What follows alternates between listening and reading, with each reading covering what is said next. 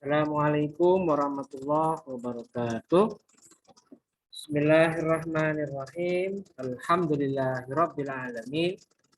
Wa bihi nasta'inu ala umuri dunya waddin. Wassalatu wassalamu ala asyrafil anbiya'i wal mursalin.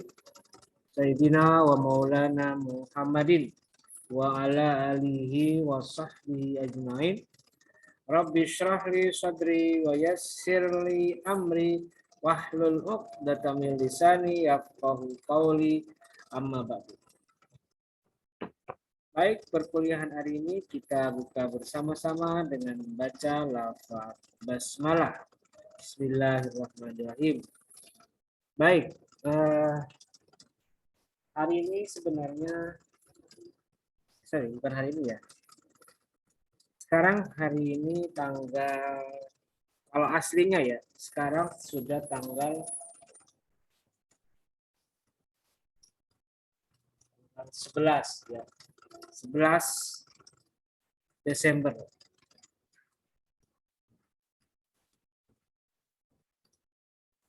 Padahal kuliah kalian untuk HES itu hari Rabu tanggal 8.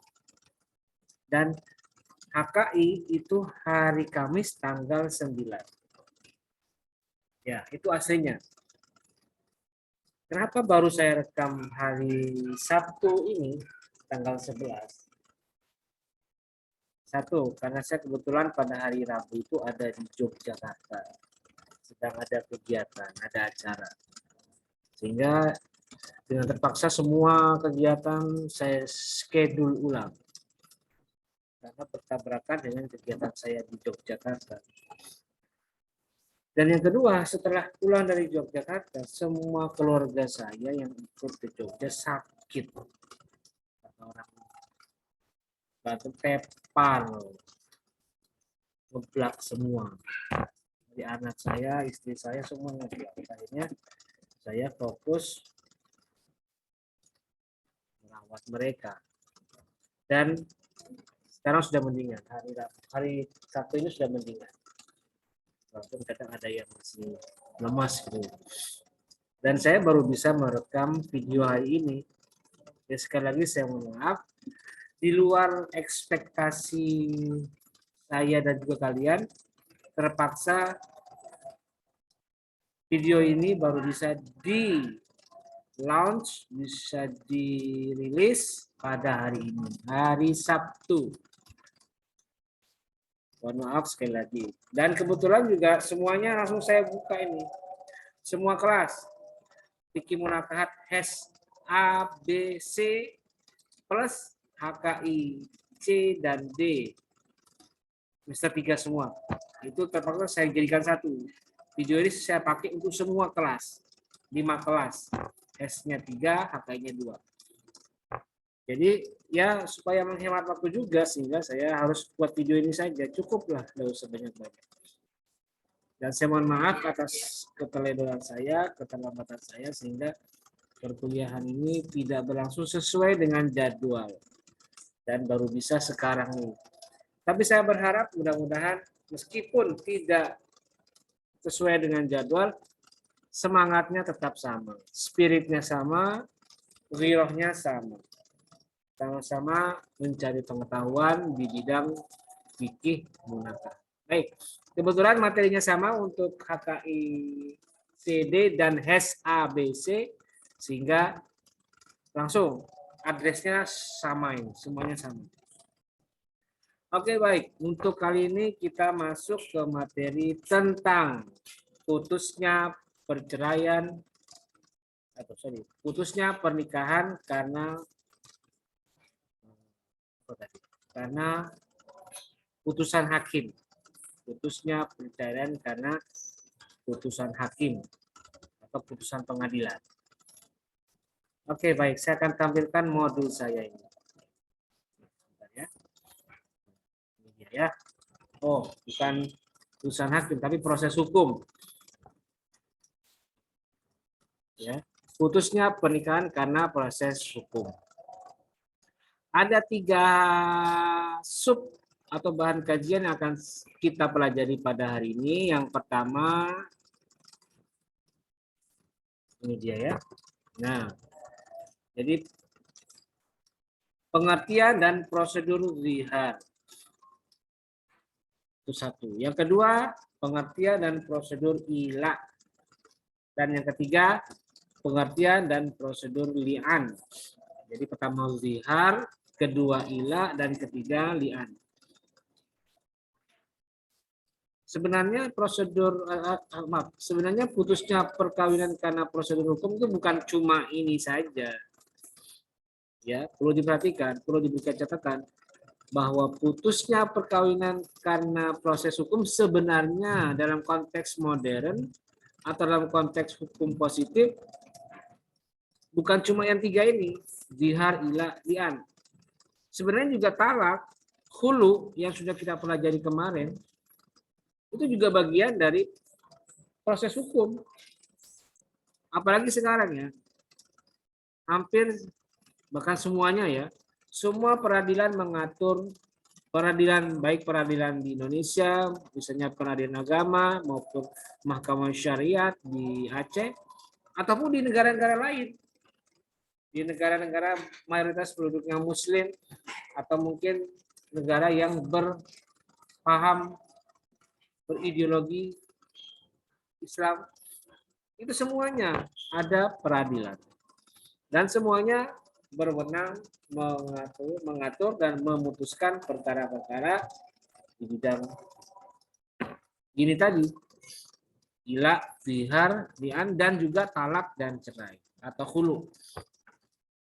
Sebenarnya sama, cuman karena talak sebenarnya bisa terjadi meskipun di luar pengadilan, khulu pun juga demikian. Maka untuk yang tiga ini notabene harus melibatkan peran hakim atau proses hukum. Ya, misalnya zihar, ilah, dan li'an. Semuanya ada prosedur hukumnya, ada tahapan di pengadilan. Tetapi di konteks Indonesia, zihar dan ilah tidak ada. Zihar, ilah itu hanya terjadi di masa Arab pra-Islam atau di masa Islam awal. Misalnya di masa ketika Nabi masih hidup, itu ilah itu ada terjadi. Bahkan ilah itu sudah sejak zaman pra-Islam atau Arab jahiliyah kata orang. Tapi yang satu yang li'an ini ada, bahkan sampai sekarang pun masih diakui dan bahkan digunakan sebagai salah satu cara berakhirnya sebuah perkawinan. Tapi terpaksa saya masukkan karena sebagai pengetahuan saja ya. Walaupun ilah, zihar tidak ada dalam sistem hukum positif di Indonesia. Di KHI tidak ada. Di pengadilan tidak ada orang menggunakan pendekatan ilah ataupun zihar untuk mengakhiri sebuah perkawinan. Tapi tidak apa-apa sebagai informasi saja. Oke, baik, kita bahas dulu yang pertama yaitu tentang zihar.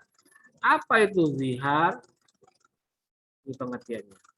Nih, saya ambil dari kitab Wahbah Az-Zuhaili halaman 558. Zihar itu secara bahasa adalah kalimat zohrun ya. Apa artinya ya? Punggung.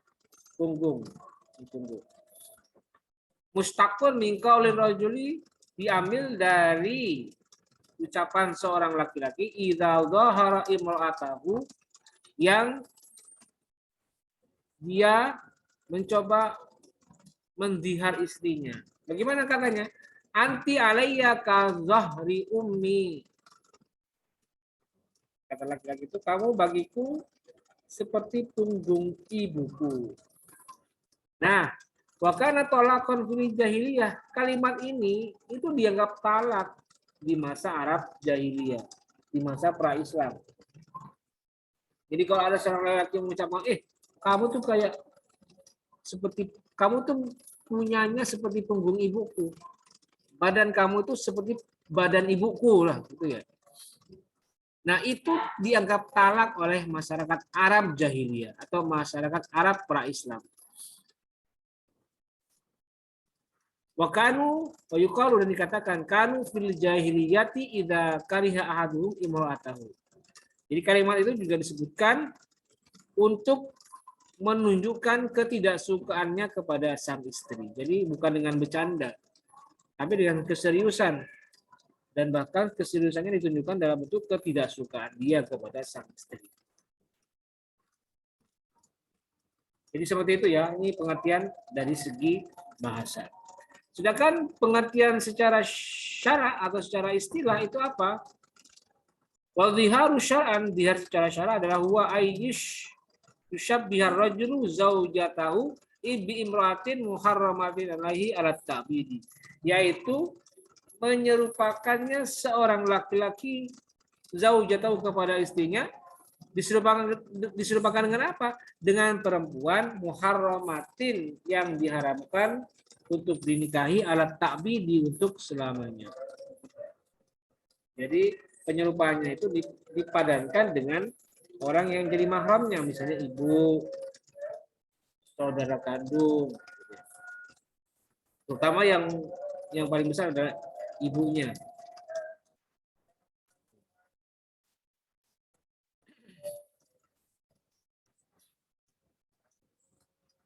Au bijus'in minha yahrumu alaihi nadru ilahi kal-zahri wal batni wal fakhdi.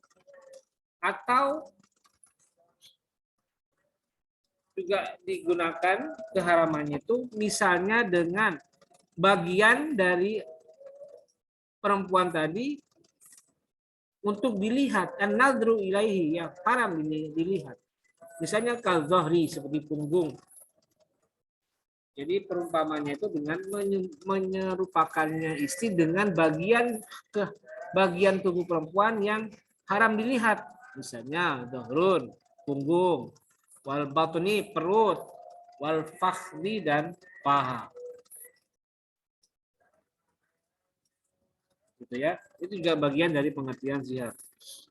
Nah, sekarang bagaimana hukum zihar? Hukum zihar itu secara syar'i adalah sesuatu muharramun, yang diharamkan. Penyerupaannya itu diharamkan. Makanya ucapannya pun berdampak hukum bagi orang yang diucapkan.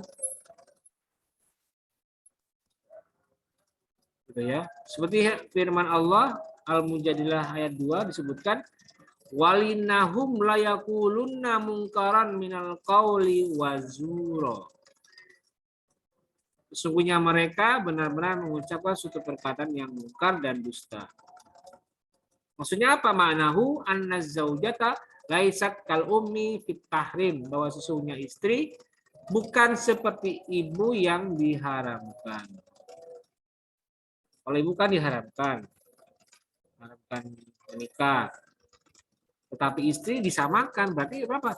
Berarti diharamkan juga istrinya. Seperti ini bisa berdampak hukum.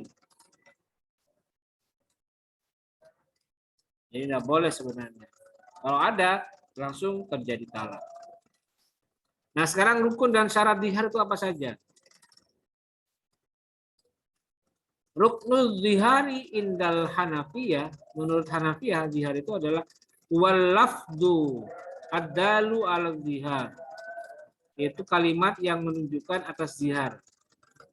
Jadi apa rukunnya? Ya ucapan saja. Cuma ucapan. Menurut Hanafiyah. Jadi ucapannya apa? Ya ucapan apa? Anti, alayya, kadhari ummi, itu misalnya.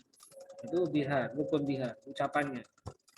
Tetapi waqala jumhur ghairal hanafiyati. Jumhur berpendapat bahwa lizihari arkanu arba'atin. Rukun yang 4. Ada 4 rukunnya. Wahia al-muzahir. Pertama al-muzahir, atau orang yang mengucapkan zihar. Siapa dia? Ya suami. Wal muzaharu minha, dan orang yang diucapkan zihar. Siapa dia? Ya istri. Wal lafdu awis sighatu, yang ketiga lafaz atau sighat.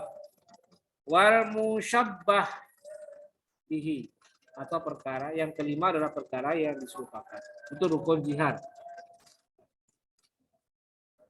sekarang pengertiannya. Siapa itu mudhahir? Siapa itu mudhahar? Siapa itu lafat? Apa itu lafat atau sigat? Dan apa itu musyabbah bihi? Di sini dijelaskan. Wal mudhahir waz zauju. Mudhahir itu adalah suami. Suami yang mengucapkan dzihar. Wal mudhaharu minha. Mudhahar minhu. Siapa? Waz zaujatu. Istri. Muslimatan kanat au kitabiyatan, baik itu orang Islam ataupun kitabiyah. Yang ketiga walafdu au sighatu. Lafaz atau sighat, yaitu ucapan yang muncul dari suami, yang keluar dari suami, dari min alfadin shorihatin, dari lafaz yang jelas, yang tegas, terang-terangan, au kinayatin, au kinayatin, atau kalimat yang sindiran, kinayat. Itu sighat atau lafaz. Yang keempat musyabbah bihi. Siapa musyabbah bihi? Huwa man harrama watuhu, itu orang yang haram dijima. Siapa? Wal umu, yaitu ibu. Pemayal haku biha, dan yang serupanya ibu, misalnya saudara kandung. Kullu muharramatin ala ta'bidi, yang diharamkan. Perempuan yang diharamkan selamanya. Binasabin sebab nasab, au rodoin atau rodak, au musahara atau perkawinan besan atau perkawinan. Ya, bisa ibu, bisa saudara, bisa ibu sesusuan, bisa mertua, dan lain sebagainya. Nah, itu rukun dzihar. Nah, ini ada penjelasannya singkat, tapi tidak semuanya ya. Karena yang paling penting cuma muzahir, muzahiri, dan musyabbah. Pertama, syarat muzahir. 1, berakal. 2, baligh. 3, beragama Islam. Oke, nanti silakan kalian baca saja. Ini yang penting. Penjelasan saya nanti di bagian kafaratnya. Oke, ini silakan dibaca sendiri ya. Nah, kemudian syarat muzahar ini juga sama. Muzahir ini muzahar udah. Ini bisa dibaca sendiri. Kemudian musyabbah bihi, ini mazhab Hanafiyah dan mazhab Hanafiyah. Nah, sekarang yang ini nih, kafarat zihar. Bagaimana kafarat zihar atau denda bagi orang yang mengucapkan zihar, atau sanksi denda bagi orang yang mengucapkan zihar? Ini dia. Yang pertama, dampak yang ditimbulkan oleh zihar yang dilakukan oleh suami apa saja? Pertama, jika suami menyesali ucapannya, maka suami hendaknya mencabut ucapan ziharnya. Jadi dicabut, mengakui, ya udah saya salah mengucapkan zihar, saya menyesal. Terus saling memaafkan dan berjanji akan memperbaiki hubungan selanjutnya. Artinya apa ya? Harus diperbaiki, jangan segampang itu mengucapkan kalimat-kalimat yang bernada zihar. Bernada zihar. Dan jika ingin menggauli kembali istrinya, maka suaminya harus membayar kafarat. Berupa apa? 1, memerdekakan seorang budak yang beriman. Kalau tidak mampu bagaimana? Gantinya berpuasa 2 bulan berturut-turut dan tidak boleh putus. Berpuasa 2 bulan berturut-turut dan tidak boleh putus. Berat juga ya, 2 bulan berturut-turut. Sebulan aja capek, lagi 2 bulan. Nah, kalau tidak mampu, gantinya adalah memberi makan secukupnya kepada 60 orang miskin. Nah, ini kafarat kalau ingin istrinya mau digauli kembali. Berikut yang kedua, jika suami tidak menyesalinya dan hubungan tersebut tidak dapat diperbaiki lagi, maka suami hendaknya mentalak istrinya dengan status talak bain. Maksudnya adalah istri tidak berhak rujuk atau suami tidak berhak rujuk dan hanya bisa nikah baru dengan akad dan mahar baru. Itu baik. Itu yang kedua. Lalu yang ketiga, jika istri merasa tidak aman dan nyaman setelah ucapan zihar suami, Dia merasa kok ada ancaman, kok ada perlakuan tidak baik dari suami saya. Dia menteror saya misalnya. Bagaimana caranya? Maka istrinya sebaiknya mengadukan kepada hakim, lalu hakim memisahkan tempat suami dan istri sementara sambil menunggu penyelesaian masalah. Jadi dipisahkan. Bahkan kalau perlu dibuatkan LPSK atau Lembaga Pelindungan Saksi dan Korban. Nah, itu nanti ada rumah detensinya, ada rumah rumah apa? Rumah detensi, rumah tempat tinggal, safe house, ada rumah aman, rumah aman, tempat diamankannya istri. Nah, boleh kumpul itu karena ada ancaman dari pihak suami. Nah, baru yang keempat, jika ternyata sikap suami mengambang antara maju dan mundur, tidak pernah menyatakan apa-apa, bahkan diam seribu bahasa ketika ada yang menanyakan masalah pilihannya, maka hendaknya hakim menceraikan keduanya. Apabila suami terbukti sengaja menelantarkan istri selama 4 bulan atau 120 hari sejak zihar diucapkan. Jadi dipisahkan, tapi yang melakukan adalah hakim. Hanya ini putusnya perkawinan karena proses hukum. Ada tahapan-tahapannya. Nah, itulah zihar. Nah, berikutnya ilah. Ilah juga sama dengan zihar. Di era sekarang tidak ada proses hukum dengan menggunakan pola ilah, tidak ada. Apa itu ilah? Ini dia pengertiannya. Ilah secara bahasa adalah sumpah. Nah, ilah juga dianggap sebagai talak. Sama dengan zihar tadi. Di masa Arab jahiliyah. Ini tujuannya. Kenapa bangsa Arab ketika itu menggunakan ilah untuk tujuan membuat mara bahaya bagi istri. Jadi istri itu disumpahi, tidak didekati. Nah, itu diucapkan kebiasaan itu oleh orang Arab. Tapi di masa Arab, ilah itu bertahun-tahun. Tersiksa benar istri. Bertahun-tahun. 5-4 tahun barangkali. Dibiarin begitu saja. Tapi dengan datangnya Islam, datangnya Al-Quran, diberi batasan sumpah itu.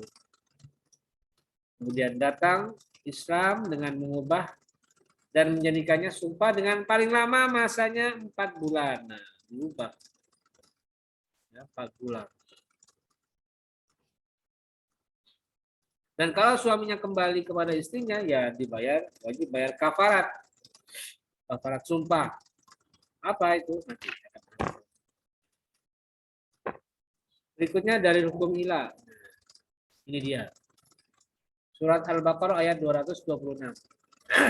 Lilladzina yu'luna min nisaihim atarabbusu arba'ati ashhur.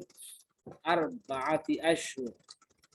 Fa in fa'u fa innallaha ghafurur rahim. Wa in azamu talaqa fa innallaha sami'un alim. Lilladzina yu'luna min nisaihim, bagi orang yang mengilah istrinya, maka dia tarabbusu arba'ati ashhur, disuruh menghindari istrinya selama 4 bulan. Kalau tidak mau, otomatis itu kalau menghina istrinya walaupun tidak diucapkan, dia wajib menghindari istrinya, mengisolir dirinya dari istri selama 4 bulan. Ya, wajib itu.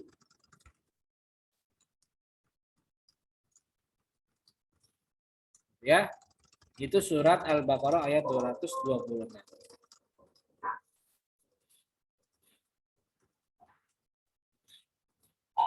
Sedangkan ilah secara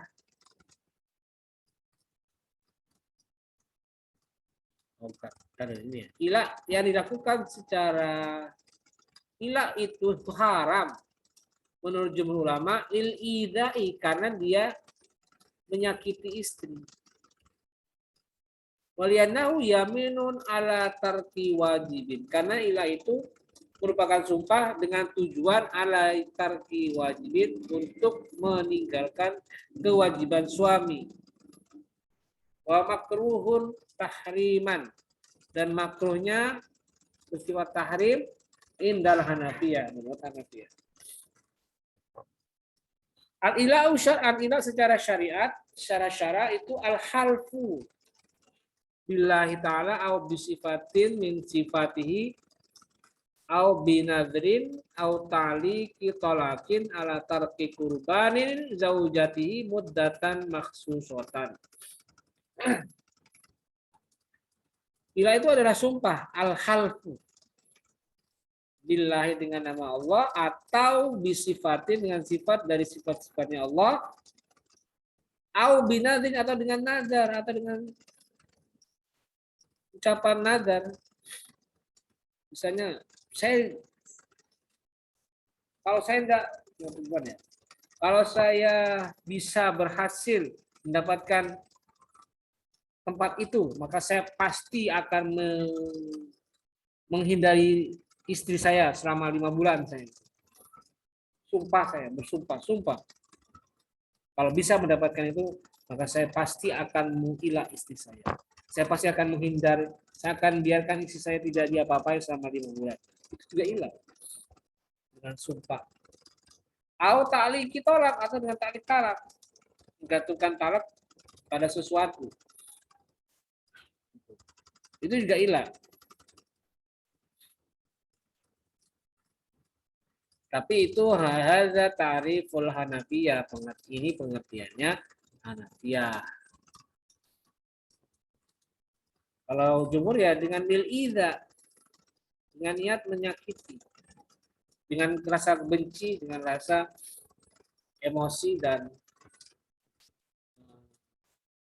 kadar emosi dan marah yang tinggi ya.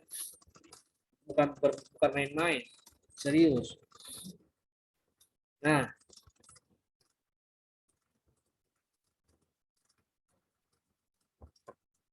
rukun ilah itu apa saja? Kita lihat rukun ilah. Wa ma indal jumhuri falil ilahi arkanu arbaatin. Menurut jumhur ulama, ilah itu 4 rukun, ada 4 rukunnya. Pertama al-halif. Al-halif siapa? Orang yang bersumpah. Yang kedua wal mahluf bih, mahluf, atau sesuatu yang dijadikan sumpah. Wal mahluf alaih, objek sumpah. Wal muddah, dan masa, waktu. Itu rukun ilah. Ini pengertiannya. Al-hal itu siapa? Yaitu al-mauli, atau orang yang bersumpah. Langsung aja ke mazhab Syafi'iyah ya. Menurut mazhab Syafi'iyah, orang yang melakukan ilah itu adalah suami yang sah talaknya. Talaknya sah, suami. Halif itu berarti suami. Atau semua suami yang terakhir balik yang mampu untuk melakukan persetubuhan. Jadi kalau suaminya masih kecil, misalnya itu tidak sah mengilah, jadi al-halif, atau orang gila, atau orang yang terpaksa, atau orang yang dikebiri, atau orang lumpuh, itu juga biasa. Dan juga menurut mazhab Syafi'iyah, tidak sah ilah yang dilakukan kepada istri yang vaginanya terhalang, atau ini ada daging atau tulang, karena ada cacat. Itu tidak bisa, tidak sah ilahnya. Ya, itu al-mauli, itu al-halif, orang yang bersumpah. Lalu al-mahluf bih, siapa itu yang dijadikan sumpah? Ya Allah, kan demi Allah, ya billahi wallahi tallahi. Berarti al-halif, ya al-mahluf bih, berarti al-mahluf bih itu adalah Allah Subhanahu wa taala. Menurut kesepakatan ulama. Lalu yang ketiga, al-mahluf alaih, objek sumpah. Apa itu ya? Persetubuhannya, jimaknya, watiknya. Sedangkan al-maddah, bukan al-muddah, al-maddah. Iya, al-muddah, maaf, al-muddah. Masa. Artinya apa? Muddah itu adalah suami bersumpah. Misalnya berapa bulan ya? 4 bulan. Nah, berarti al-muddah itu masa 4 bulan itu. 4 bulan. Atau misalnya mazhab Hanafi mengatakan lebih dari 4 bulan. Nah, itu berarti muddahnya lebih dari 4 bulan. Atau kalau mazhab Hanafiyah mudahnya kita. Oh ya. Nah, al-muddah itu kalau misalnya kurang dari 4 bulan, maka itu dianggap bukan merupakan ilah. Paling ujung-ujungnya jatuh talak. Bukan ilah itu. Menurut jumhur tidak termasuk ilah kalau di luar di bawah 3 bulan, di bawah 4 bulan.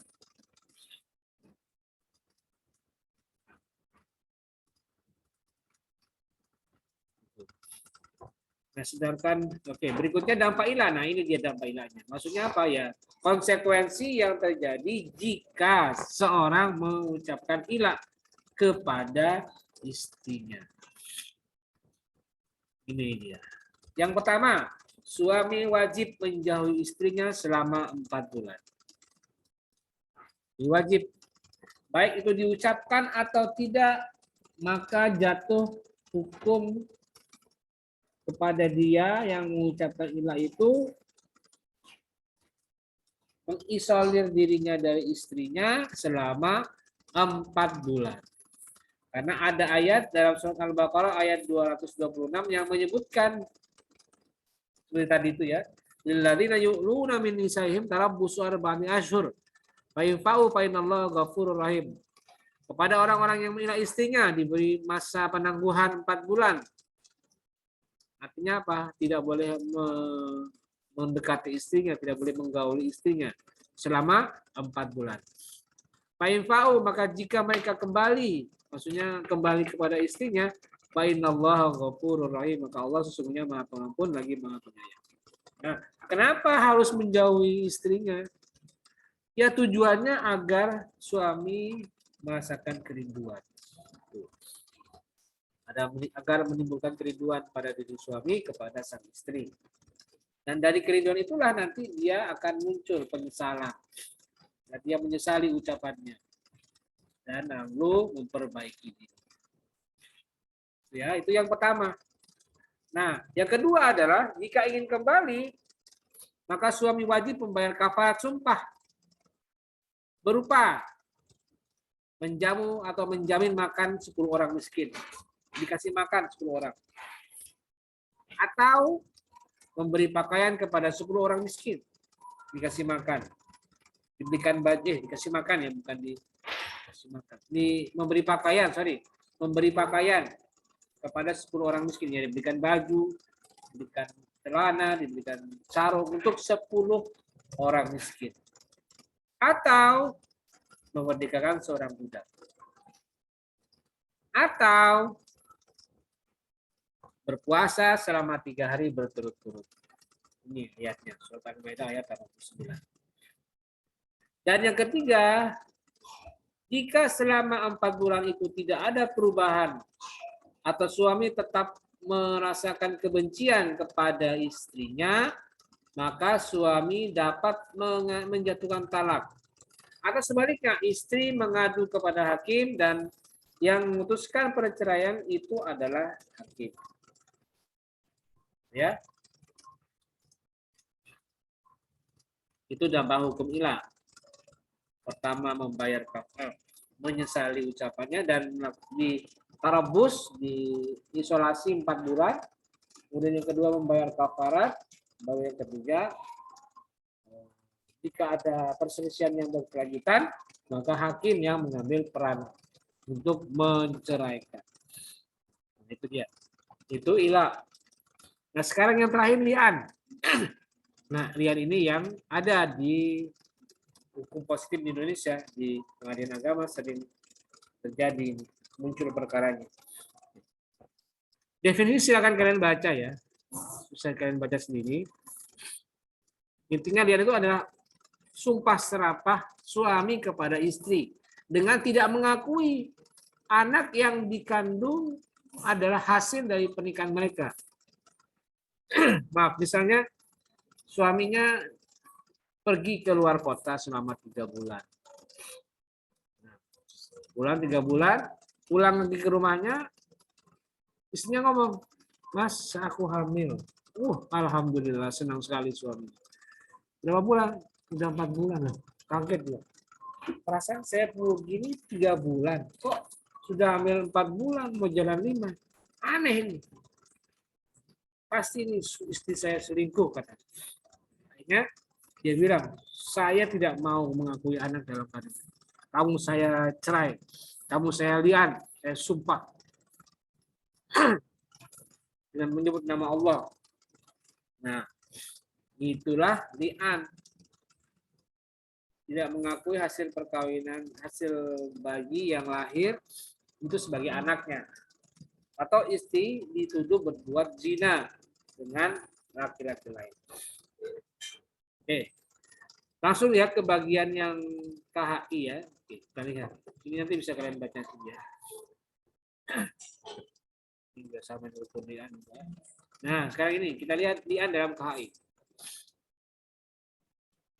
Di KHI ada istilah lian itu. Ada di pasal 125. Lian menyebabkan putusnya perkawinan antara suami istri untuk selama-lamanya. Nah, ini ya, perhatikan ya kalimat untuk selama-lamanya. Jadi kalau suami melian istrinya itu pertanda istrinya tidak bisa lagi dinikahi untuk selama-lamanya. Berarti haramnya selamanya, haram mu'abbad. Tidak boleh. Ini bagaimana bisa mau nikah lagi? Suaminya sudah menuduh berzina kepada istrinya. Dan tentu saja tuduhan zina itu sebenarnya menyakiti hati istri. Kalau tak misalnya benar, ya sudah. Putus. Kalau tak misalnya salah, istrinya akan merasa sakit hati yang mendalam. Sehingga tidak mungkin lagi memaafkan suaminya. Maka menjadi wajar ketika li'an itu terjadi, saat itu juga hubungan mereka berakhir untuk selama-lamanya. Jadi ini, pasal 125. Kemudian di pasal 126 disebutkan, li'an terjadi karena suami menuduh istri berbuat zina dan atau mengingkari anak dalam kandungan atau yang sudah lahir dari istrinya. Sedangkan istrinya menolak tuduhan dan atau pengingkaran tersebut. Jadi bersamaan ya. Suami menuduh, istri menolak. Jadikan satu rangkaian. Nanti suami bersumpah di depan majelis hakim, saya bersumpah demi Allah, istri saya telah berzina dengan laki-laki lain 5 kali. Dan di bagian yang terakhir disebutkan, dan jika saya salah dalam menuduh ini, saya siap dilaknat oleh Allah. Dan dilanjutkan dengan sumpah istrinya. Saya menolak tuduhan suami saya, diucapkan sebanyak 4 kali. Dan yang kelima, ditambah dengan keterangan, jika suami saya benar, maka saya siap mendapat laknat dari Allah. Jadi ada kalimat itunya ya. Nah sekarang tata cara lihat bagaimana? Nah ini dia. Suami bersumpah 4 kali dengan kata tuduhan zina dan atau pengingkaran anak tersebut diikuti sumpah kelima dengan kata-kata laknat Allah atas dirinya apabila tuduhan dan atau pengingkaran tersebut dusta. Kemudian yang ke B, istri menolak tuduhan dan atau pengingkaran tersebut dengan sumpah 4 kali dengan kata tuduhan atau pengingkaran tersebut tidak benar. Diikuti sumpah kelima dengan kata-kata murka Allah atas dirinya. Tuduhan dan atau pengingkaran tersebut benar. Nah, perlu diperhatikan tata cara pada huruf A, suami bersumpah, dan huruf B, suami istri menolak tuduhan, itu merupakan satu kesatuan yang tidak bisa dipisahkan. Jadi harus berangkaian itu ya. Dan apabila tata cara huruf A tidak diikuti dengan tata cara huruf B, maka dianggap tidak terjadi li'an. Jadi harus ada suami yang bersumpah 4 kali dan yang kelima diikuti dengan laknat. Kemudian dilanjutkan dengan istri menolak tuduhannya. Itu harus ada. Kalau tidak ada ya berarti tidak ada li'an. Gitu ya. Itu tata cara li'an. Nah, Ini pasal terakhir, pasal 128 disebutkan. Li'an hanya sah apabila dilakukan di hadapan sidang pengadilan agama. Jadi tidak mungkin li'an itu di luar pengadilan atau di luar pengawasan hakim, di luar pengetahuan hakim. Diucapkan di tengah jalan atau di kampung orang atau di rumahnya, diucapkan tidak ada efeknya, tidak berpengaruh. Sebab li'an itu harus melalui proses hukum. Tidak boleh personal, harus pendekatan personal hukum, pendekatan penanganan hukum. Dan itu ya konsekuensinya. Kalau misalnya terjadi betul li'an itu, maka hubungan suami istri berakhir untuk selama-lamanya. Dan akibatnya, lihat di pasal 162. Bila mana li'an terjadi, maka perkawinan itu putus untuk selamanya. Nah, itu satu. Dan yang kedua, anak yang dikandung itu bernasab kepada ibunya. Jadi tidak ada nasab kepada bapaknya. Dan sedangkan suaminya terbebas dari kewajiban memberi nafkah. Karena itu dia bukan anaknya, bukan tanggung jawab suaminya. Sebab itu anak hasil zina. Nah, itulah li'an yang merupakan bagian dari proses proses hukum yang dilakukan dalam putusnya sebuah perkawinan. Jadi yang tiga tadi,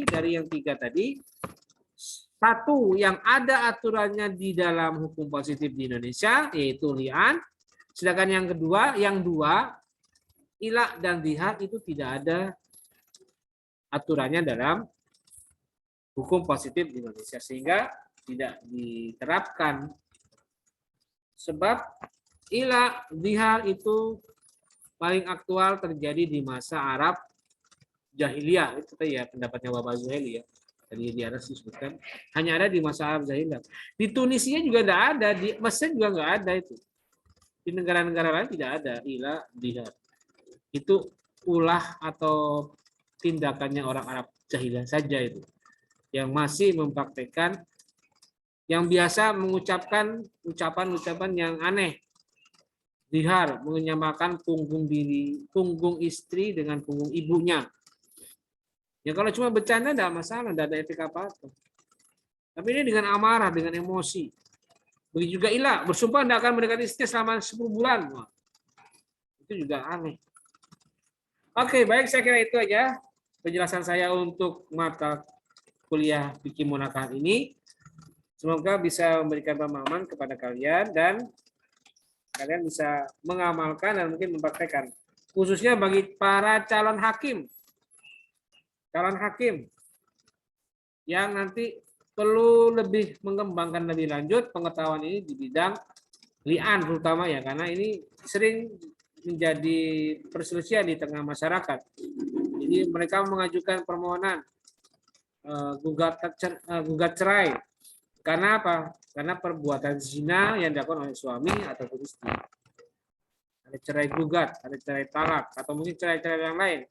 Bisa masuk melalui li'an atau bisa masuk melalui talak. Baik, saya kira itu pertemuan kita pada hari ini, dan mohon maaf sekali lagi karena tanggal 8 dan 9 saya tidak bisa hadir karena kesibukan saya ke Jogja dan merawat keluarga saya yang kebetulan sakit. Baik, saya kira cukup. Mari kita akhiri pertemuan kita pada hari ini dengan bersama-sama membaca lafaz hamdalah. Alhamdulillahirabbil alamin. Terima kasih. Mohon maaf. Wallahul muwaffiq ila aqwamit thoriq. Wassalamualaikum warahmatullahi wabarakatuh.